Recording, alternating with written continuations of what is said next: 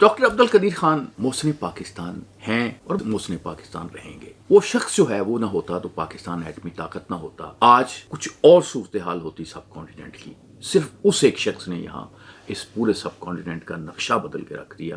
یہاں کی جو دفاعی معاملات ہیں ان کو تبدیل کر کے رکھ دیا. ایک دفعہ پی سی میں میں ان کے ساتھ کمرے میں بیٹھا ہوا تھا تو ایک صاحب آئے. اس دن پی سی میں ایک تقریب ہونی تھی تو انہوں نے کہا ڈاکٹر صاحب میں کچھ باتیں آپ کے متعلق کرنا چاہتا ہوں, آپ تصدیق کر دیں. اس نے کہا کہ آپ نے جب پاکستان کی سرزمین پہ قدم رکھا تو آپ نے سجدہ شکر ادا کیا اور آپ نے کہا کہ میں اس قوم کو عظیم بناؤں گا. اس نے کہا بھائی میں نے تو بالکل نہیں کہا. اس نے کہا آپ کے والد صاحب نے آپ کو نصیحت کی تھی کہ اس مسلمان قوم کی ترقی کے لیے اپنی جان قربان کر دینا. اس نے کہا میرے ابا جی بڑے اچھے آدمی تھے, وہ پروفیسر تھے اور ہیڈ ماسٹر تھے اور بڑے ہمیں وہ نیکی کی بات, لیکن اس طرح کی بات انہوں نے کبھی نہیں کی.